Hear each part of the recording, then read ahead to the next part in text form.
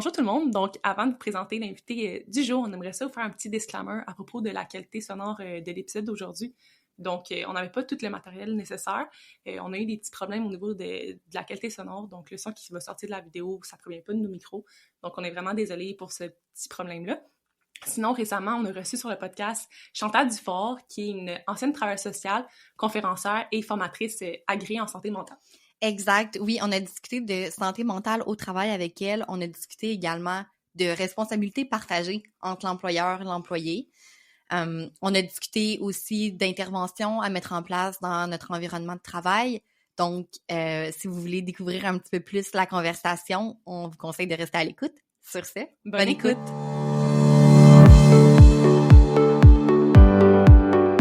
Si j'ai 1, 2, 3 collègues qui viennent me voir puis qui nomment, peut-être que si je suis au courant que c'est des signes précurseurs, parce qu'on a un langage commun au sein de l'entreprise, ben peut-être que ça va m'allumer une lumière et dire, OK, oui, il y a peut-être des choses qui vont comme moins bien. Ouais. Puis je peux en parler parce que je ne perdrai pas ma job. Si vous parlez de limites, on ne veut pas rendre personne psychologue. C'est pas ça le plan. C'est pas ça qu'on veut. On veut être à l'écoute de ce qui se passe pour l'autre puis de sentir qu'on est là. C'est comme rôle de gestionnaire, c'est vraiment de faire des références. Parce qu'on en demande beaucoup à nos gestionnaires, là, en lien avec la santé mentale. Mais c'est ça, on ne veut pas les rendre intervenants psychologues, on veut qu'ils soient capables de faire des bonnes références dans les bonnes ressources puis de faire le suivi de la référence. Ouais, c'est ça. OK. De donner un numéro de programme aux employés, ça marche pas. C'est pas assez. Allô Chantal. Salut les filles. Ça va bien? Oui, vous autres? Oui. On est vraiment contente de t'avoir sur le podcast aujourd'hui. Oui. On a fait la route. Vous avez fait la route, vous êtes vraiment bonne. Non, mais c'était important pour nous d'avoir, de parler en fait de ces sujets-là sur le podcast. Puis, en fait, toutes les deux avec notre baccalauréat puis notre doctorat en psychologie, c'est quelque chose qui nous tient vraiment à cœur. Fait que la route en valait vraiment la peine. Puis, avec tout, en fait, ce qu'on a vu de toi sur les réseaux sociaux puis de ce qu'on entend, c'est important d'aborder ça avec toi. Donc, on est bien contente. Merci de nous accueillir chez toi. Parce que là, on est chez Chantal en ce moment. C'est ça que tu vas nous écouter visuellement. C'est ça. Et pas dans notre environnement habituel. Ouais. Donc, avant de commencer un peu plus sur le sujet du jour, la santé mentale dans les organisations et tout ça, est-ce que tu voudrais nous parler un peu plus de toi, de ton parcours professionnel, ce qui t'a amené justement à être où t'en es professionnellement aujourd'hui? J'ai été à peu près 15-16 ans dans le réseau de la santé comme travailleuse sociale, qui a travaillé avec la santé mentale de tout bord, de côté, comme je dis. Puis, j'ai eu un arrêt de travail qui a été vraiment super long. Un arrêt de travail qui a duré presque 2 ans, dans lequel on m'a diagnostiqué un trouble anxieux généralisé. Fait que j'ai fait le choix dans le contexte où les CLSC étaient rendus de ne pas retourner dans le réseau de la santé pour préserver ma saine santé mentale. Puis j'ai commencé à faire la pratique privée. Puis là, les gens dans mon bureau, c'est stress, anxiété, burn-out, arrêt de travail. Fait que j'ai vraiment fait le choix d'aller ouvrir ce sujet-là en organisation. Parce que dans mon bureau, j'avais de l'impact sur une personne à la fois, mais je voulais vraiment avoir un impact qui était plus grand, donc en organisation pour aller. Puis là, j'ai longtemps détaboutiser la santé mentale. Bon, je savais pas que ça n'existait pas, fait que je l'ai dit quelques fois, puis il m'est vraiment resté collé à la peau. Fait que je l'ai enregistré, fait que techniquement, il existe. C'est la première qui est conçue, c'est ça. Fait que ma mission, c'est vraiment d'aller détaboutiser la santé mentale, d'ouvrir la discussion. Pourquoi on parle tant de santé sécurité physique, mais qu'on ne parle pas de la santé sécurité psychologique. C'est vraiment d'aller ouvrir la discussion. On était avant la pandémie, c'est un sujet qu'on n'osait pas vraiment parler. C'est vraiment d'ouvrir ce sujet-là, puis maintenant aussi d'accompagner les gestionnaires à faire face à cette détresse-là. Les taux le montrent, là, la détresse psychologique, elle est vraiment très grande. Fait que vraiment d'aller aider les gestionnaires à faire face à cette détresse-là sans laisser leur propre peau. Parce que déjà, eux, ça peut être pas facile, mais comment je le fais, on n'est pas des intervenants. Puis tout ce qui est les facteurs de risque psychosociaux aussi maintenant, là, donc avec la loi, donc s'assurer qu'on comprend c'est quoi, qu'on a les bons outils pour les évaluer, puis avoir un bon plan d'action, qui va avoir un réel impact sur la santé mentale de nos employés. Je trouve ça beau parce que tu sais, je veux dire, t'as quand même le courage de te sortir d'un milieu où t'es comme... Fait que je trouve ça le fun de comme, tu partages un message, mais tu respectes aussi le message que tu véhicules. Fait que tu sais, c'est le fun d'être comme en cohérence avec tes paroles. Comme. Vraiment. Puis, en fait, t'as soulevé une question qui t'a amené, toi, à faire ce move-là. Mais je suis curieuse, est-ce que t'as une réponse aussi à ça? Pourquoi qu'on parle... on parle beaucoup de santé physique, tu sais, c'est quelque chose qui est super concret et tout, mais on parle pas autant de santé mentale, ou si on en parle, c'est encore un tabou. où on en parle, mais on fait peut-être pas grand-chose par rapport à ça parce qu'on sait peut-être pas quoi faire non plus. Fait ouais. Ouais. Mais ça fait des années qu'on parle de santé sécurité physique, mais même ça encore dans certains milieux, c'est pas facile. On sait que c'est ça, tout ce qui est santé sécurité. Mais ça se voit de la santé physique. Tu sais, si j'ai un accident et que je me coupe un doigt, c'est visible. Si je me casse un bras, ça se voit. La santé mentale, c'est invisible. Ça se mesure pas, ou presque pas. Donc, c'est super difficile d'avoir des faits. Donc, on est encore beaucoup dans, les gens utilisent le système. Il y aura toujours des gens qui vont utiliser le système, mais à quel pourcentage? 1, 2, 3%? Alors que combien de pourcentage souffrent pour vrai? Tu sais, je pense il manque cruellement d'éducation. Je pense que quand on parle de santé mentale, on pense encore à maladie. Alors que santé mentale, c'est de prendre soin de l'équivalent de notre santé physique, notre santé mentale. C'est d'être capable de faire face à l'ensemble de nos sphères de vie, à la hauteur de ce qu'on veut. C'est pas la dépression, c'est la santé mentale, c'est l'état de bien-être pour faire face à tout ce qu'on nous met sur notre route. Fait que déjà, je pense qu'il y a un manque d'éducation, puis je suis de celle, est-ce que je vis dans un monde de licorne? Je pense pas que ce n'est pas une mauvaise volonté des organisations, mais un manque de savoir, un manque d'outils pour faire face, puis d'ouvrir cette discussion-là, puis mettre des stratégies en place parce que ça fait peur, parce qu'on sait pas c'est quoi. Puis concrètement, tu l'as mentionné un peu que la santé mentale, c'est pas seulement tout ce qui est une maladie. Ça, pour toi, c'est quoi la santé mentale? Si, exemple, on le définit un petit peu plus concrètement. Oui, là, je vais aller par cœur de mémoire, là, je ne me rappellerai pas, mais tu sais, la définition officielle de l'Organisation mondiale de la santé, c'est vraiment... Bon, je le dis tellement souvent que je ne le sais plus, mais c'est vraiment d'être en mesure de faire face à chacun de nos rôles de vie. Tu sais, dans la vie, on est un employé, peut-être, mais on est aussi souvent, tu sais, on est souvent un parent, un conjointe. Tu sais, avant tout ça, on est un homme, une femme, on veut faire face à l'ensemble de ce qu'on est capable, malgré les défis de la vie, malgré le stress, malgré l'anxiété, c'est que je suis capable de fonctionner dans chacune de mes sphères de vie. Tu sais, quand je vous disais tantôt, j'ai arrêté pendant 2 ans, à chaque fois que j'ouvrais la bouche, j'avais l'impression que j'allais scraper mon enfant. Elle avait 2 ans. Fait que des interventions, on en fait souvent. C'était un trouble anxieux, parce que toutes mes interventions, tu sais, puis moi, c'est des 2 + 2 = 9. Ça fait aucun sens aujourd'hui, tu sais, ça fait aucun sens ce que j'ai pensé, mais à l'époque, c'était vraiment la croyance que j'avais. Fait que la santé mentale, c'est d'être capable de fonctionner. Puis malgré que j'ai un diagnostic, aujourd'hui, ma santé mentale va très bien parce que je suis capable de fonctionner. Peut-être plus anxieuse que certaines personnes, mais j'ai développé des outils. C'est ça. Fait que c'est pas parce que tu as une maladie mentale non plus que t'as pas une santé mentale optimale. Exactement. Et ça, c'est quelque chose, justement, que je pense qui est vraiment important de mentionner puis qui est quand même important de véhiculer là, comme message que justement c'est pas parce que tu as un diagnostic de santé de on va dire entre guillemets de trouble de santé mentale ou que il y a justement quelque chose qui fonctionne pas, il y a une dysfonction, peu importe, que t'es pas en mesure de faire ton travail, que t'es nécessairement étiqueté comme quelqu'un qui est malade mental. C'est vraiment pas la même chose, puis c'est ça, faut pas oublier que la santé mentale, tu sais, elle sera jamais parfaite. Tout le monde va avoir un petit quelque chose qui est imparfait ou qui peut être contraignant à certains moments ou plus inconfortable ou peu importe. Mais c'est ça, on parle de santé mentale optimale. Tu sais, c'est ça qu'on recherche aussi au final. C'est pas la perfection. Mais non, on veut préserver cette saine santé mentale-là. Pour éviter qu'on devienne non fonctionnel. Il y a des moments où on a le goût de toucher en petite boule sur notre divan, ça va tout nous arriver. On n'a pas une maladie, on n'a pas un diagnostic de trouble de santé mentale. On a une mauvaise passe. Quand ça ne perdure pas, que je continue à être capable de fonctionner.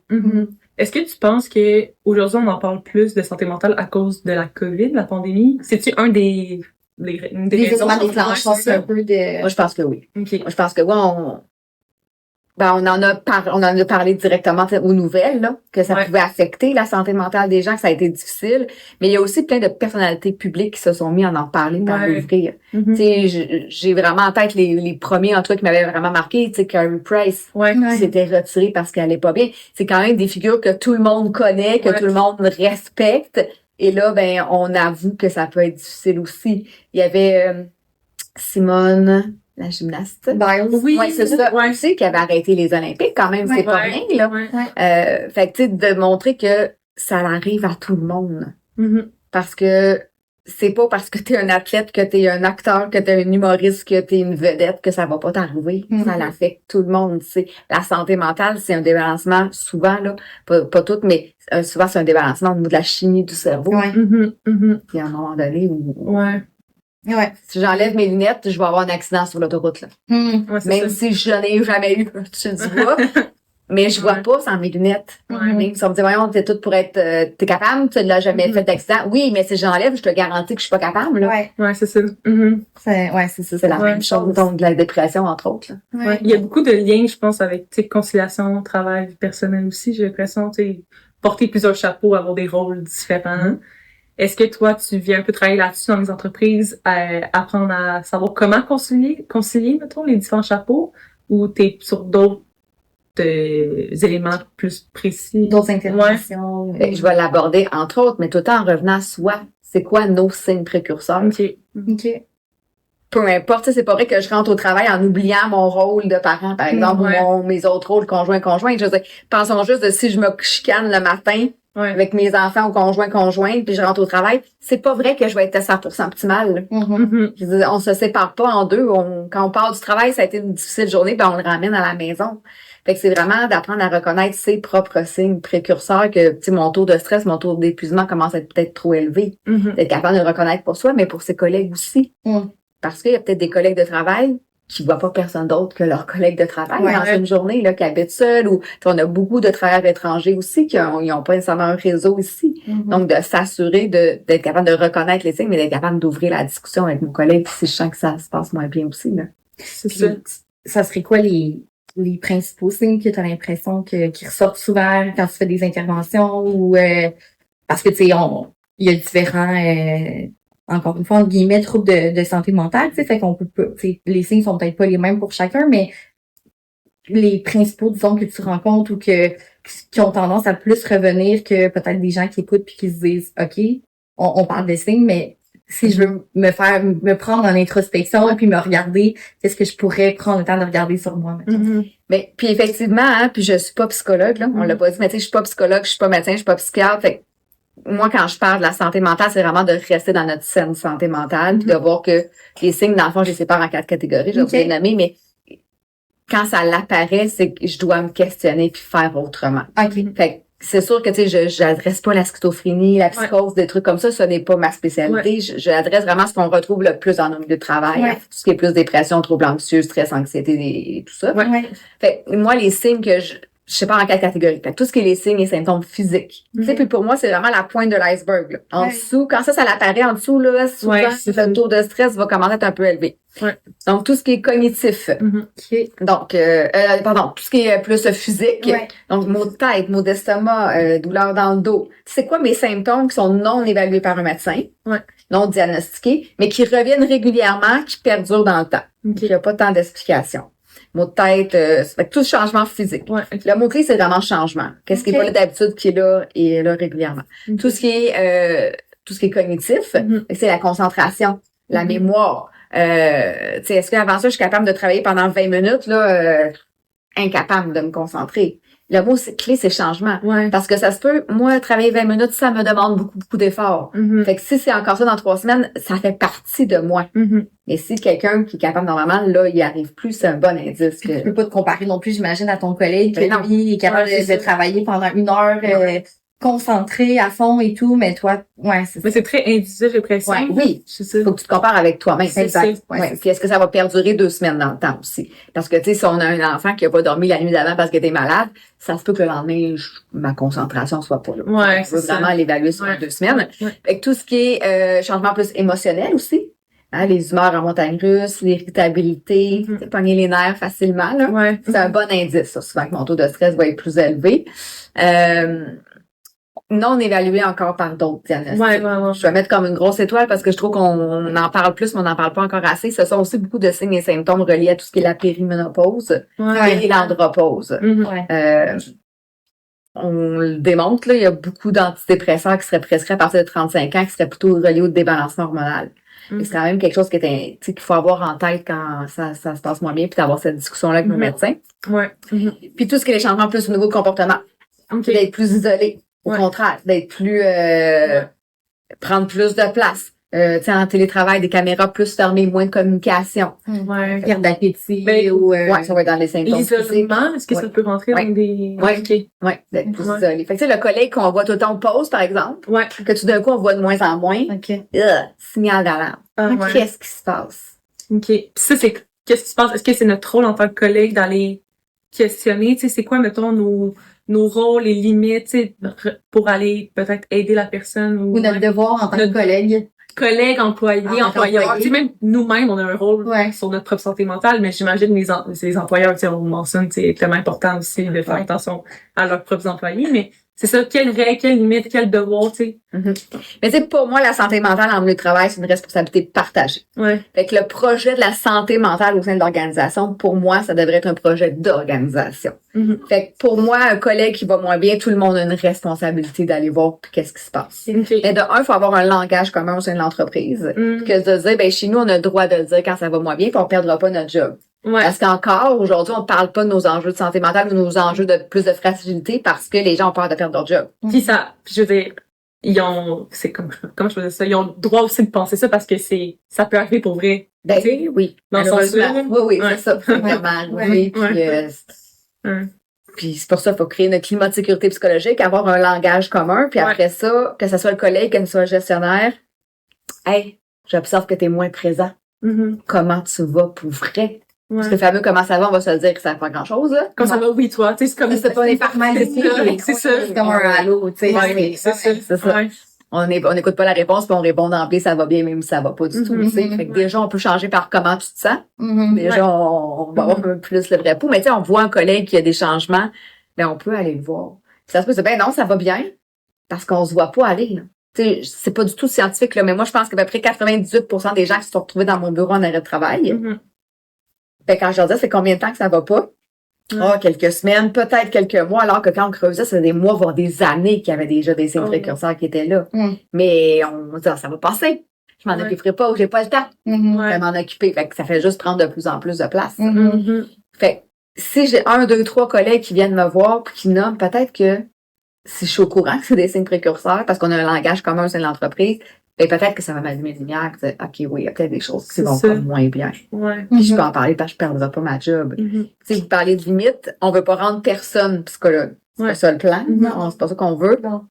On veut être à l'écoute de ce qui se passe pour l'autre puis de sentir qu'on est là. C'est comme rôle de gestionnaire, c'est vraiment de faire des références. Parce qu'on en demande beaucoup à nos gestionnaires, là, en lien avec la santé mentale. Mais c'est ça, on veut pas les rendre intervenants psychologues, on veut qu'ils soient capables de faire des bonnes références dans les bonnes ressources puis de faire le suivi de la référence. Ouais, c'est ça. De donner un numéro de programme d'aide aux employés, ça marche pas. C'est pas assez. Fait que c'est comme concrètement quels outils ou genre quelle chose que tu peux partager puis faire connaître à ton employeur pour qu'il puisse aller, mettons, il y a quelqu'un dans son réseau de son entreprise qui va pas bien, mais comment je fais pour aller l'aider, tu sais, savoir un peu, avoir des pistes de solutions concrètes comme j'ai l'impression que ça peut aider. C'est ton rôle un petit peu dans ce sens-là de comme amener pour le fait d'être aboutisé, mais aussi de comment faire dans ce sens-là. Oui, 100%. Tu sais, je disais d'être abouti, mais vraiment accompagner les gestionnaires à faire face à cette détresse-là. À faire beaucoup de prévention avec les facteurs de risque psychosociaux. On veut les transformer en facteurs de protection et non pas de risque. Mais quand j'ai des employés qui vont pas bien, c'est justement, c'est quoi mon rôle? Mon rôle, c'est d'aller d'ouvrir cette discussion-là puis de référer vers les ressources. Puis là, je vais peut-être faire plaisir aux gestionnaires, mais vous avez comme organisation une responsabilité de moyens, non pas de résultats. Parce que tu sais, on a des gestionnaires qui veulent sauver l'autre de sa détresse. Puis je dis comme humain, on aimerait donc ça, avoir une baguette magique pour enlever la détresse de l'autre. On est tous comme ça. Mais bon, ça se fait pas. Mais ce qu'on veut, c'est d'être en mesure de donner des outils à l'employé, ce qu'il va en faire par la suite. Malheureusement, on n'a pas le pouvoir dessus. Fait que, tu sais, oui, c'est ça, entre autres, mon rôle, c'est vraiment de dire, face à la détresse, qu'est-ce que je fais, puis comment je me protège. Parce que, on a des gestionnaires qui vont pas aller demander à quelqu'un comment ça va, parce qu'ils savent pas quoi faire avec la réponse. Puis ils savent que ça va pas, mais qu'ils savent juste pas quoi faire avec. C'est ça. Puis on a ceux qui vont y aller, puis qui vont tout prendre dans leur sac à dos, puis qui vont le garder, puis qui vont vouloir sauver la personne. Mais un comme l'autre, ça va pas. On veut vraiment trouver le milieu. Fait que de se connaître, puis d'être en mesure, ça, comme gestionnaire, de poser aussi ses limites. Puis ça se peut que temporairement, je sois moi comme gestionnaire dans une situation plus difficile, puis je serai pas en état d'aider, puis c'est correct. Mhm. Qu'on soit capable de le nommer dans notre milieu de travail, puis ça n'enlève rien à mes capacités de gestionnaire. Ouais. Mhm. C'est juste qu'en ce moment, peut-être que moi, je vis une situation X qui fait que je suis pas en mesure d'aider quelqu'un d'autre qui serait plus en détresse en ce moment. T'as nommé vraiment beaucoup de choses. Mais je trouve ça vraiment intéressant. Ouais. Je veux juste... Ouais. Oui, Ok, fait que concrètement, wrap up un peu, que tu sais, t'as nommé comme 4 catégories un peu de signaux qu'on peut prendre le temps de vraiment c'est ça, se regarder ou faire de l'introspection. Fait que tu sais, pour ceux qui écoutent, fait que prendre le temps de regarder les changements au niveau physique, cognitif, émotionnel, comportementaux. Je prenais des petites notes un peu pendant que je parlais, parce que je trouve ça vraiment intéressant. Ben oui. Puis en même temps, moi, ça m'amène aussi à faire des liens avec d'autres choses. Puis bref, j'ai comme plein de questions qui me sont apparues pendant que je t'écoutais. T'as parlé d'un concept aussi que je trouve super intéressant, que j'ai envie qu'on revienne, puis qu'on définisse un petit peu plus, puis qu'on en jase. Le concept de sécurité psychologique. Le climat aussi, climat de sécurité psychologique, je pense. Oui, exactement. De créer un peu, justement, un environnement, comme tu dis, un climat pour rendre les gens à l'aise de parler un peu de leurs problématiques, symptômes et tout. Est-ce que, justement, concrètement, on peut le définir, puis on peut peut-être amener aussi des outils pour aider les gens à créer ce contexte de sécurité psychologique-là pour amener les gens, justement, à s'ouvrir puis à être plus à l'aise de partager un peu leurs symptômes. Bon, de un, ça va pas se créer en une semaine. Ça se crée vraiment dans le temps. On parle d'une culture. Là. C'est vraiment, ça va se créer par des petits pas. La définition officielle, là, je saurais pas te le dire, mais c'est vraiment que je suis capable d'autant de faire des erreurs. J'ai le droit dans mon travail de m'être trompée, puis on va pas me taper dessus. Là. C'est d'être capable de nommer que en ce moment, j'ai peut-être un conjoint qui a la jambe dans le plâtre, puis c'est lui qui a amené les enfants au travail. Fait que là, je vais être en retard, puis il faut qu'on trouve une solution parce que ça fonctionne juste pas. Fait que, bref, c'est que je suis capable de nommer tout ce que je veux nommer sans avoir peur de perdre ma job, sans avoir peur d'être jugée par mes collègues. Et c'est vraiment aussi le droit à l'erreur. Ça, on a souvent tendance à l'oublier, là. Mais tu sais, si je suis dans un milieu de travail où je dois être tout le temps parfait, c'est pas réaliste sur notre santé mentale non plus, ça met une grande pression. Après, comme organisation, on a comme une espèce de... Tu sais, si je ne montre pas l'exemple, ça va être difficile. Fait que souvent, l'exemple que je donne aux gestionnaires, c'est est-ce que vous prenez des pauses, des fois? La récupération au travail, on dit pause sur le dîner, déconnexion, tu sais, comme de prendre le moment pour... C'est ça. Parce que on sait, là, la catégorie d'employés les plus touchés par les enjeux de santé mentale depuis la pandémie, ce sont les gestionnaires.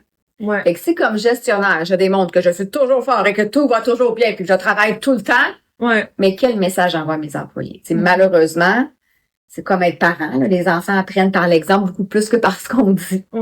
Fait que c'est la même chose dans nos organisations. Fait que déjà, comme gestionnaire, est-ce que je suis capable de dire que ça va pas tout le temps 100% bien? Puis là, ça ébranle des fois certaines personnes. Mais je suis gestionnaire, je suis capitaine du bateau, puis faut... Mais c'est l'ego, on dirait, un peu. Oui, puis je pense que, tu sais, il y a une question aussi de dire, si je dis que ça va pas, est-ce que mon équipe va s'écrouler? Mais non. Tu vas pas rentrer le matin en disant qu'il n'y a plus rien qui fonctionne. C'est comme... relativiser un peu, comme... C'est ça. C'est ça. Exactement. Fait que juste d'être capable c'est ça, de dire qu'il y a des moments qui sont plus difficiles, puis qu'en équipe, on peut trouver des solutions aussi. L'autre chose que j'apporte aussi beaucoup, c'est de dire, tu sais, quand début de réunion d'équipe, comment ça va? Bon, tout le monde dit ça va bien, puis on est rendu au point 2, tu sais. Mais de vraiment prendre, moi, j'utilise beaucoup la météo interne, là, mais tu sais, on fait un tour de table sur comment ça va en lien avec la météo, par exemple. Fait que, tu sais, est-ce que vous sentez comme une journée ensoleillée, passage nuageux, orageux? Et juste ça, je suis pas obligée d'expliquer pourquoi. Mais je suis capable de nommer comment ça va pour vrai. Fait que déjà, comme gestionnaire, je peux prendre le pouls. Comme équipe, mon collègue qui va tout le temps ensoleillé, qui là va passage nuageux, comment on est capable de créer cette synergie-là ensemble pour s'entraider? Fait que, tu sais, ça nous permet aussi, puis l'employé qui dirait à un moment donné, c'est orageux, puis qu'on voit qu'il a pas perdu sa job. Et c'est comme ça aussi que ça va se créer. Puis, tu sais, quelqu'un qui va faire une erreur, on le reprend aussi, tu sais. Est-ce que ça a été en équipe? On le reprend, puis on est en recherche de solutions ensemble. C'est vraiment par des petits gestes du quotidien qui vont prendre un certain temps. Tu sais, si on parle de sécurité psychologique, mais qu'on n'a jamais demandé aux gens comment ça va, puis que tout d'un coup, le gestionnaire voit un employé qui va moins bien puis qui va le voir, ça se pourrait qu'ils disent oui, ça va bien, il sur roche, je ne m'ouvrirai certainement pas à toi. Tu sais. Fait que c'est vraiment par... Est-ce que c'est juste la responsabilité de l'employeur de créer ce contexte-là de sécurité psychologique ou les employés en soi peuvent le faire ou sont responsables aussi un peu, ont leur part de responsabilité dans la création de ce contexte-là. Mais moi, je pense que oui, si je suis tout le temps dans le jugement de mon collègue, puis qu'il fait une erreur, puis que je soupire ou que je roule les yeux ou que je passe des commentaires, ben c'est sûr que ça va avoir un impact. Fait que, tu sais, oui, dans mon comportement, puis c'est pour ça que moi, je parle beaucoup de responsabilité partagée quand je parle de santé mentale, là. Tu sais, comme collègue de travail, t'as ton rôle à jouer sur ton non-jugement dans l'accompagnement de l'autre, dans vouloir aider. Mais comme gestionnaire, si je vois ça, je dois intervenir. Puis donner le droit, justement, à l'erreur. Ouais, et de montrer l'exemple aussi, comme on parle depuis tantôt. On parle beaucoup d'employés, je me questionnais, les employeurs, eux, c'est qui va les aider là-dedans pour leur propre santé psychologique? Parce que, tu sais, les employeurs, ils vont faire attention à leurs employés, par exemple, mais est-ce que les employés font aussi attention à leurs employeurs? Oui, on souhaiterait. C'est un gros enjeu. T'sais, tous les dirigeants d'entreprise, puis même les gestionnaires qui ont beaucoup la carte du super-héros, là. Même entre eux, est-ce que je vais oser dire que moi, comme gestionnaire, je vais pas bien, est-ce que ma job va être bien, tu sais, est-ce que comme gestionnaire, il faut que je sois tout le temps fort. Mais, tu sais, puis là, je vais le mettre en pyramide, j'aime pas ça, là, mais tu sais, la haute direction, les dirigeants, ben, ils sont souvent seuls. Puis ça, c'est vraiment un enjeu majeur, là. Puis là, je suis plus certaine des statistiques, mais je pense qu'on est à 57% des dirigeants d'entreprise qui seraient prêts à vendre leur entreprise parce que c'est trop lourd, là, puis qu'il y a des enjeux de santé mentale ou qui connaissent... Ah non, attendez, c'est 57% des dirigeants d'entreprise qui ont des symptômes de burn-out ou de dépression d'épuisement. Fait que c'est énorme, là. Ouais. Fait que ça se recoupe avec la statistique de je voudrais vendre parce que c'est trop lourd, c'est trop difficile. Fait que, puis ça fait quand même presque un an et demi. C'était la Fédération des chambres de commerce qui avait fait cette étude-là. Fait que c'est majeur. Fait que c'est l'isolement des dirigeants d'entreprise, c'est un enjeu, tu sais, d'où l'importance d'avoir des vrais cercles d'affaires où on peut parler des vraies choses. Il y en a qui existent, là. Mais pouvoir avoir ce support-là parce qu'on est bien souvent seul à prendre les décisions. Ça, c'est un gros enjeu.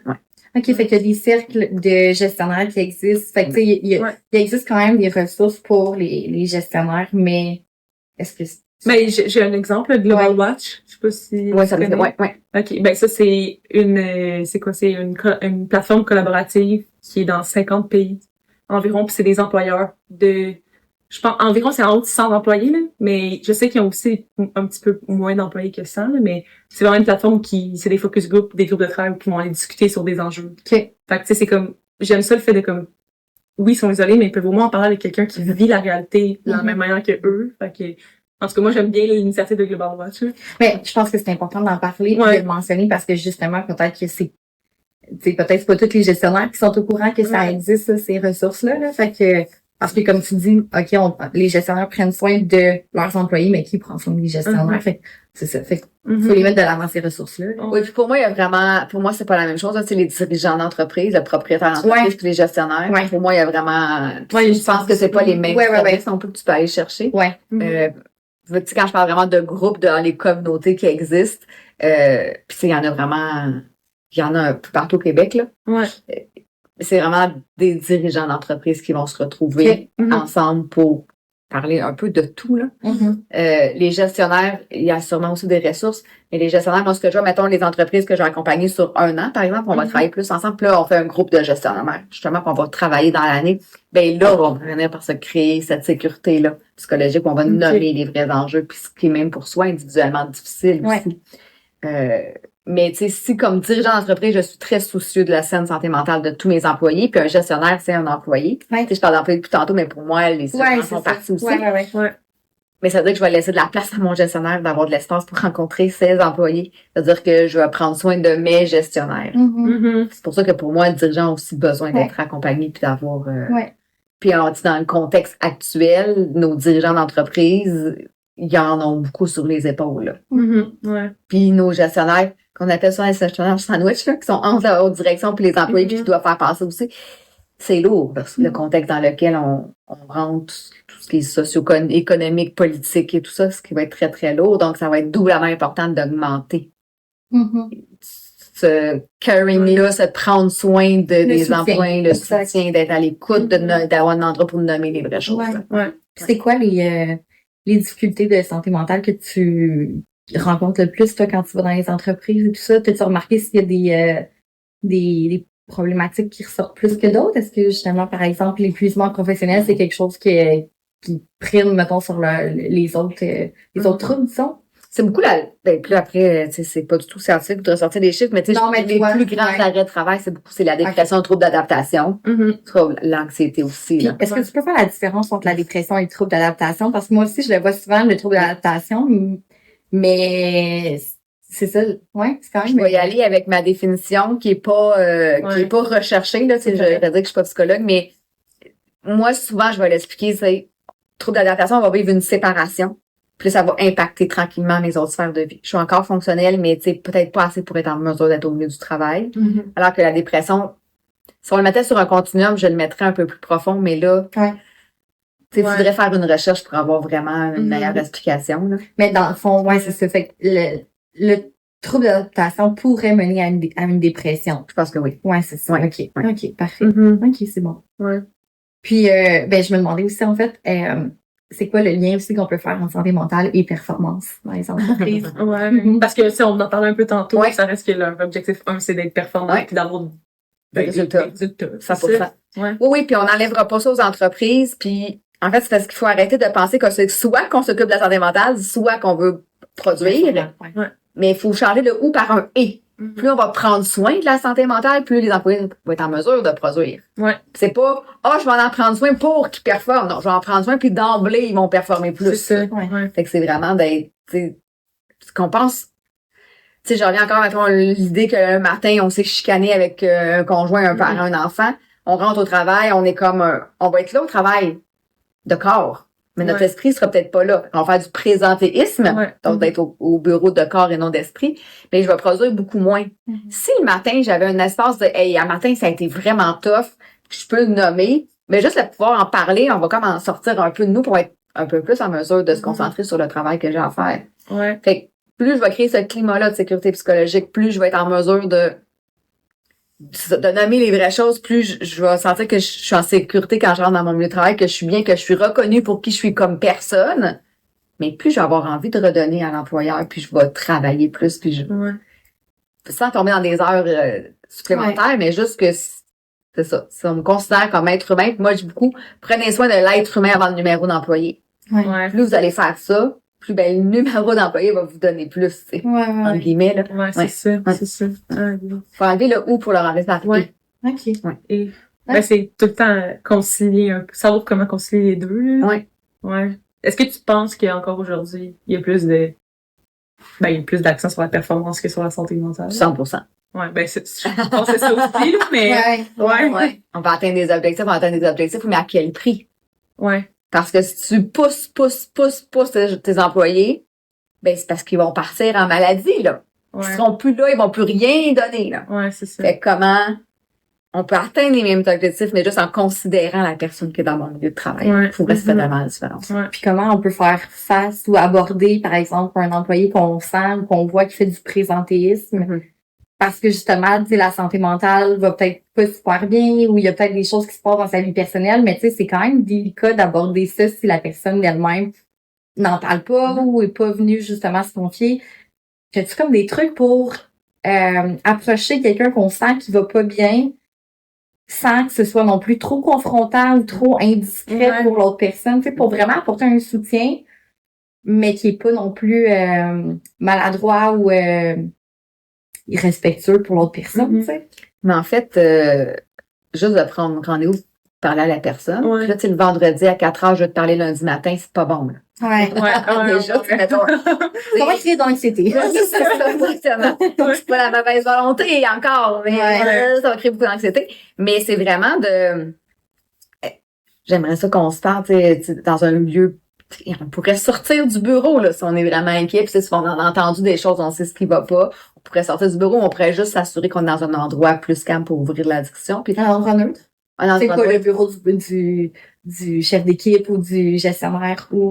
oui, si on peut. Okay. Après, tu sais, physiquement, dans plusieurs milieux, c'est pas possible. Soit j'étais dans une usine, puis juste avoir un bureau, c'est comme une histoire compliquée, là. On souhaite pas être avec les auautres collègues, en tout cas, minimalement, puis d'être sûr qu'on ne sera pas dérangé. Je pense que déjà ça, du coup, qu'on a ça, c'est bon. Puis juste de nommer ce qu'on observe. Et voici ce que j'observe depuis quelque temps. Comment tu vas réellement? ben je vais super bien, puis non, c'est correct, puis ça va passer, parce qu'il y a beaucoup de gens qui voudront pas en parler encore. Mhm. C'est correct. Mais on va juste dire, ben je vais rester disponible, je vais rester à l'écoute, puis ça se pourrait que je vienne te revoir parce que reste que je suis inquiet de ce que j'observe. Puis tu sais, je pourrais vous le donner, vous pourrez le mettre dans les notes, là, mais il y a le tableau le continuum de la santé mentale qui a été créé par la Commission canadienne de la santé mentale. Puis c'est un tableau qui est vert, jaune, orange, rouge, dans lequel ben il y a plusieurs symptômes qui sont là, puis on regarde dans nos 2 dernières semaines, notre moyenne elle est où. Puis ça peut être un bon outil aussi pour les employés qui se voient pas aller. C'est non, ça va bien, de présenter le tableau puis de dire, hey, tu te mettrais où là-dedans? Fait que là, des fois, ça va comme nous amener des... Ah oui, c'est vrai que, tu sais, je suis un peu plus isolée. Ou c'est vrai que, tu sais, je me fâche plus facilement. Ou c'est vrai que, tu sais, je suis vraiment plus fatiguée. Et ça va vraiment donner des indices. Tu sais, je trouve que c'est un bon reality check. Individuellement pour se voir aller. Parce que je l'ai nommé tantôt, on ne se voit pas aller. Fait que, tu sais, en ouvrant la discussion, en me démontrant ça. Oui, puis aussi... tu sais, quand on a commencé l'épisode, on faisait la définition un peu de la santé mentale versus, tu sais, santé physique aussi et tout. Puis, tu sais, je pensais à ça aussi pendant qu'on discutait. Puis, tu sais, je pense que comme la santé mentale, elle peut devenir physique à un certain point. Justement, tu sais, quand qui est rendu peut-être un peu trop tard. Fait que, tu sais, tu pensais justement qu'on adresse les problèmes de santé mentale une fois qu'il est rendu trop tard plutôt que d'être dans la prévention. Puis, qu'est-ce qu'on peut faire à ce moment-là aussi pour pas attendre d'être en dépression. Parce que là, justement, j'ai plus d'énergie, j'ai plus de motivation, j'ai plus faim, je sors plus, je fais juste dormir. Là, je le vois concrètement que ça va pas versus comment je peux prendre soin de moi dans la prévention sans concrètement voir ces signaux-là, tu sais. Oui, parce que si on prend pas soin, il y a un moment donné où les signaux vont apparaître. Exact. Si je branche pas mon cellulaire, à un moment donné, il va être mort, même si je veux pas. Exact. C'est la même chose, puis l'image, elle circule beaucoup, là. Mais ce qu'on souhaite, c'est que nos milieux de travail soient dans la prévention. Puis c'est là où la modernisation de la loi de la CNSST est arrivée en disant, ben, ce qu'on veut, c'est que vous évaluez les risques psychosociaux, donc les risques qui pourraient amener à développer des enjeux de santé mentale. Exact. Donc, ces risques-là, on veut les identifier, lesquels sont présents dans vos milieux de travail. Puis là, moi, je le dis comme ça, on veut vraiment les transformer en facteur de protection. Donc, plus je vais faire de la reconnaissance, le manque de reconnaissance, c'est un facteur de risque, mais je vais le transformer en faisant beaucoup de reconnaissance, qui est un super outil de prévention de la santé mentale. Fait, parce que, tu sais, quand il commence à avoir des signes, c'est comme l'iceberg. Si je commence à voir des signes, c'est qu'en dessous, là, ça commence à être comme lourd. Le taux de stress, par exemple. Fait, mais plus je vais être dans la prévention, moins ces symptômes-là risquent d'arriver parce que, justement, j'ai pris soin. J'étais à l'écoute de moi, c'est déjà. Puis, on pense qu'il faut prendre des heures pour prendre soin de soi. Mais 15 minutes par jour pourrait faire vraiment une grande différence. Fait que là, j'ai pas le temps de prendre soin de moi, qui est la principale raison pour qu'on dit qu'on le fait pas, là. Ben, c'est une fausse défaite, là. De toute façon, c'est un choix qu'on fait, là. C'est la journée où on va considérer que notre saine santé globale est notre priorité numéro 1 pour faire face à tout ce qu'on a envie. Ça va tout changer. Prendre soin de soi, ça n'est pas être égoïste. C'est plus je prends soin de moi, plus je suis disponible pour les autres. Donc, 15-20 minutes pour faire une activité qui va nourrir mon compte de banque d'énergie. Parce que moi, je dis qu'à l'intérieur de nous, on a un compte de banque d'énergie. Puis scroller les médias sociaux, ça nourrit pas mon compte de banque d'énergie. Ça gèle ce que je suis en train de penser, ça me fait peut-être du bien, mais je ne fais pas de dépôt dans mon compte de banque d'énergie. Qu'est-ce qui m'énergise? Qu'est-ce qui me fait réellement du bien? De prévoir. Coupe un 15 minutes de médias sociaux, puis ajoute une marche, par exemple. Une marche, lire, danser. Tu sais, qu'est-ce qui vous fait plaisir? C'est chanter, c'est rire, c'est s'amuser avec les enfants. La liste, elle est interminable. C'est juste qu'il faut trouver qu'est-ce qui nous fait du bien. Puis souvent, malheureusement, la vie va tellement vite qu'on sait même plus ce qui nous fait du bien à un moment donné. C'est ça. Parce que t'avais une question. Ben, je voulais juste rebondir sur les facteurs par l'étude. C'était-tu dans cette... oui, puis non, mais moi, ce que j'allais juste dire, en fait, je pense que je voulais juste comme ajouter un complément au renchérir, comme tu disais, sur l'aspect de reconnaissance, puis tu sais, autant, justement, d'un employeur à employé, mais tu sais, de reconnaissance ou de feedback d'appréciation entre collègues ou même de soi à soi. Tu sais, je pense que des fois, aussi de valoriser comme ces petites victoires-là qu'on peut avoir au travail, parce que peut-être que, justement, tu sais, l'employeur est occupé ou peu importe, mais tu sais qu'il y a quelque chose qu'on fait puis qu'on est fier de soi, ben c'est important de comme se le rappeler ou de l'écrire à quelque part pour venir le souligner après. Le souligner, puis c'est comme Prendre tu dis, conscience. ouais, puis comme tu dis, c'est comme une petite recharge de plus d'énergie, finalement, à ta batterie qui a des fois plus déchargée, là. Fait que c'est ça. Oui, parce qu'on peut pas attendre que ce soit tout le temps nos gestionnaires ou l'organisation qui nous fasse la reconnaissance. Puis comment, comme employé, on est capable de le faire à nos gestionnaires aussi. Ça serait dans un monde idéal, ça aussi, là. Mais, on sait que pour chaque action, émotion plus lourde, difficile, que si on vit une situation plus difficile au travail, puis là, je suis pas sûre, mais je pense que c'est à peu près 12 actions positives que ça va prendre pour l'équilibrer au niveau de mon cerveau. Mais de quoi on parle à la fin de la journée? De ce qui a mal été dans ma journée.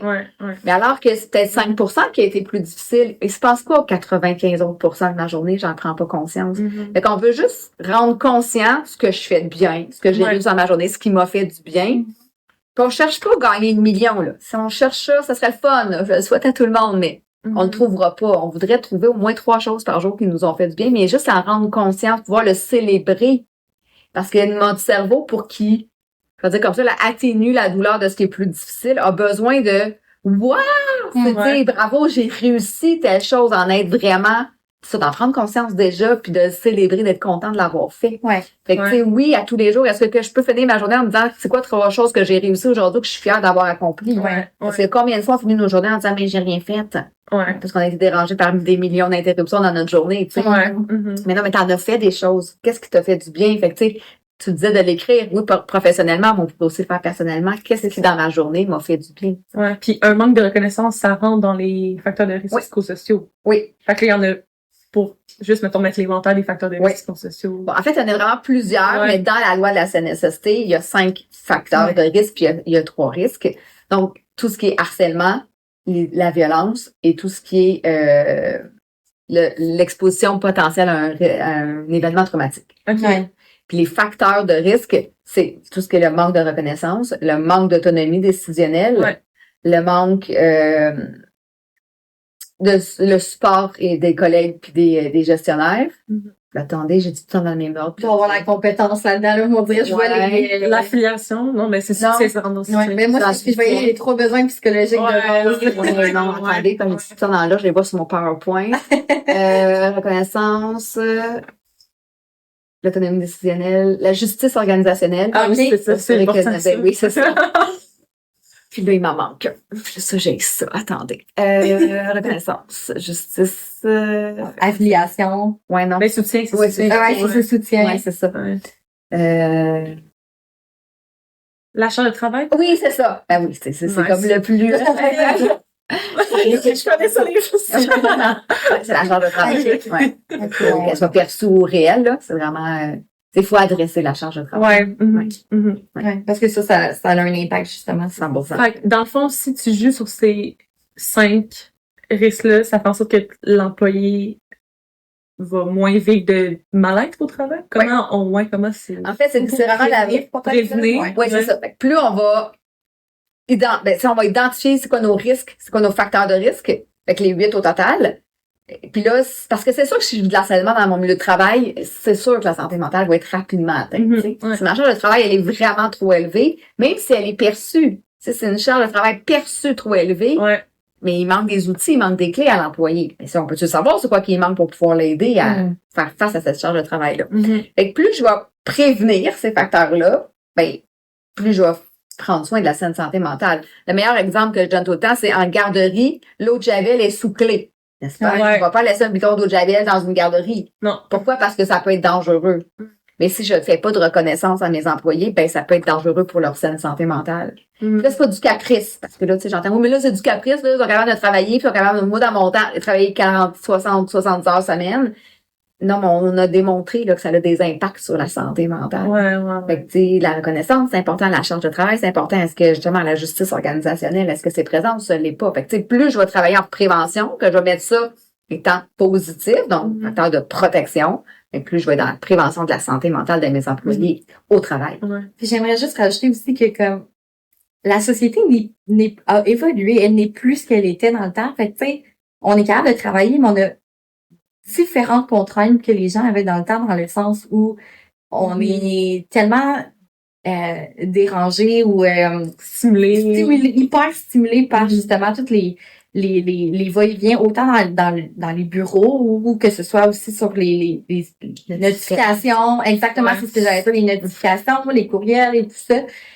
Fait que, tu sais, on a des défis différents. Je minimise pas ce que les gens vivaient dans le temps, pas du tout, mais c'est juste que, tu sais, c'est différent ce qu'on vit. Fait on est capable de travailler, mais on a aussi des défis qui valent la peine d'être soulignés, puis qui valent la peine, en fait, d'être pris en compte, puis qu'on prenne soin de ça, avec aussi, entre autres, l'évolution des recherches et des pratiques aussi. Fait que, Oui, puis toute nouvelle génération qui est rentrée sur le marché du travail a déstabilisé la génération d'avant, que ça n'a pas de bon sens les demandes. Ça a tout le temps été ça et ça sera toujours ça. Puis en même temps, on veut prendre soin de notre santé mentale aujourd'hui. C'est ça un peu qui déstabilise dans les milieux de travail, c'est que, puis là, je vais le mettre en guillemets, là, la nouvelle génération a une importance de prendre soin, d'être présent pour leurs enfants, puis fait que c'est plus le travail la priorité numéro 1 parce que la société a évolué. Exactement, c'est ça. Oui, vraiment. Oui, exactement. Puis peut-être qu'il y en avait des difficultés de santé mentale avant, mais c'était pas aussi parlé que ça l'est aujourd'hui. On le vivait à l'intérieur. Exactement. Oui. On pourrait en parler plus encore, mais ça a quand même évolué du fait qu'on n'en parlait pas, puis aujourd'hui on en parle quand même plus. Fait qu'il y a aussi ça que comme faut prendre en considération aussi. Là. Vraiment. Ça m'amène à une question. Est-ce que tu vois des populations plus vulnérables à développer peu importe avoir une certaine difficulté au niveau de la santé mentale comparativement à d'autres ou il n'y a pas tant je pense pas. Ce que je vois, mettons, dans la ligne de ta question, c'est des milieux où on va moins en parler. Ouais. Fait que là, on va souffrir plus. OK. Tu sais, je pense à tous les milieux typiquement hommes. Ouais. Encore aujourd'hui, les hommes vont beaucoup moins nommer leurs enjeux de santé mentale, leurs enjeux point, que les femmes. Il y a une grande évolution. Ouais. En quelques années, on voit vraiment, c'est beau de le voir, mais en même temps, les hommes vont garder cette souffrance-là à l'intérieur d'eux beaucoup plus longtemps avant d'oser demander d'aller chercher de l'aide ou d'en parler. Fait que ça, je vais le voir plus au niveau de différents types d'organisations où on commence à en parler. Puis tu sais, ce qu'on me dit beaucoup dans les milieux plus typiquement masculins, c'est enfin qu'on ose en parler. Parce que c'est comme si, sans le vouloir encore comme employeur, on se dit, on n'a pas besoin de ça, une gang de gars ici, ça va rire ou on n'a pas besoin d'en parler. On est tough, genre. Oui, c'est ça. Mais pour vrai, il n'y a pas un milieu homme, puis là, tu sais, je ne vais pas tomber dans les stéréotypes, là, mais où on n'a pas dit, enfin, on ose en parler. Puis là, tu sais, OK, on ne sait pas quoi faire. C'est pour ça qu'on fait rien. Puis qu'on veut être outillé. Dès qu'on l'ouvre la porte, les gens sont rendus là et ils veulent ces outils-là. Fait que, puis en fait, on le voit au niveau, mettons, du taux de suicide. Il y a plus de suicides chez les hommes que chez les femmes. Fait que, tu sais, je pense que justement, tu vas accumuler beaucoup plus longtemps. Puis d'aller chercher de l'aide rapidement quand tu commences à aller pas bien, moins bien, ça va plus vite retourner vers le vert, vers ce que je vais bien, versus que si je rentre dans le rouge puis que je vais vraiment pas bien, ça va être vraiment plus long avant de revenir vers un état plus de bien-être. Là. Avant qu'on passe au jeu meilleur, j'aurais peut-être une petite dernière question pour toi. Comment est-ce que tu vois évoluer justement, comme tous les enjeux de santé mentale ou comme peut-être la prise en charge aussi d'une santé mentale qu'on veut qu'elle soit optimale dans les entreprises dans les prochaines années? J'aimerais vraiment ça te dire que tout le monde va s'en occuper puis qu'on va être vraiment conscient. En ce moment, tu sais, ce que je vois, c'est des organisations qui se disent « Ah, merde, on a encore des obligations légales à mettre en place, qui les facteurs de risque. » C'est comme un peu un fardeau, finalement. Ah oui, 100%. Puis ça, je l'ai entendu, je te dirais, si c'est pas de 100% des gens à qui j'ai parlé, c'est 99. Toutes les, tu sais, que ce soit en réseautage, peu importe, toutes les organisations à qui j'en parle, c'est encore à nous à le faire. On est beaucoup là-dedans. Fait que moi, ce que je sais, c'est qu'on comprenne que oui, c'est vrai que c'est une obligation légale, que tu peux faire check, je l'ai faite, puis j'ai un plan d'action quelque part. Tu mets sur une tablette, tu t'en occupes plus, ce qui serait très malheureux, ou tu décides que tu t'en sers comme levier pour augmenter la performance de ton organisation puis de l'atteinte d'objectifs que tu souhaites parce que c'est un bel outil pour en prendre soin. Je vois quand même une grande évolution depuis la pandémie où, en fait, la pandémie, c'était check, on a parlé de santé mentale. Comme aujourd'hui, on dit check, je vais faire mon sondage d'évaluation des risques psychosociaux puis ça va être fait. Fait que, au début de la pandémie, c'est comme on a parlé une fois de santé mentale, on a bonne conscience. Est venu à dire, OK, non, je pense qu'il faut plus qu'en parler. Là, on a des réels enjeux, on a des taux d'arrêt de travail. On est entre 35 et 40% d'arrêt de travail au Québec qui est relié à la santé mentale. Là. On peut pas faire semblant que ça n'existe pas, c'est énorme. Puis malheureusement, ça va augmenter avec le contexte actuel. Ouais. Fait on est venu à dire, OK, on va aussi donner plus d'outils autant aux gestionnaires, aux employés. Fait que mon souhait, en tout cas, c'est que ça fasse la même chose avec la loi, qu'on continue à dire, non, on est de plus en plus conscient de ce que c'est. Oui, on a une obligation, mais comment cette obligation-là peut devenir un levier pour la suite? Ouais, c'est vraiment plus ça. Ouais. Puis, avant de passer sur les jeux meilleurs, je voulais voir, est-ce que tu as comme un dernier message à mentionner aux gens qui nous écoutent au niveau de la santé mentale d'entreprise? Ouais. C'est pas compliqué. Puis moi, tu dis, c'est pas plate de parler de santé mentale, puis c'est pas obligé d'être compliqué. Il y a souvent déjà plein de choses de mis en place au niveau justement de la santé et sécurité physique. Comment on peut bonifier, ajouter, se servir pour ajouter la santé psychologique. On n'est pas obligé de tout réinventer. Il y a déjà plein de belles choses en place, même au niveau de la santé mentale. Il faut juste en être conscient puis donner un peu plus de place. Je pense qu'il faut arrêter d'avoir peur que ça soit compliqué. Ouais, donc en parler tout simplement. Donner de la formation aux employés gestionnaires, de rendre ça, d'enlever les stigmas ou les tabous en lien avec ça. Ouais, c'est vraiment puis ça. Puis de montrer l'exemple aussi. Ouais, ce que j'en retiens. Ouais. Puis c'est vraiment parce que je pense que les gens ont vraiment peur que ça soit compliqué. Fait qu'ils en ont déjà plein les employeurs des responsabilités puis des choses à mettre en place, puis je les comprends, puis ça va vite, puis c'est pas facile. Ouais. Mais c'est pas compliqué. Ouais. Faut pas penser que ça va être... Faut tout réinventer. Merci pour le message. Parfait, fait qu'on va passer aux jeux meilleurs. Dans le fond, pour ceux qui nous écoutent, c'est les jeux meilleurs, c'est les jeux faits au Québec. C'est des jeux de team building, brise-glace, des jeux de discussion. Ouais, c'est ça. Puis nous, on l'utilise vraiment comme levier pour apprendre à connaître la personne en arrière de son rôle de professionnel. OK. Ariane, elle a comme choisi de sélectionner 5 petites questions, je pense. Puis, je vais te laisser. Tu peux en choisir une. OK.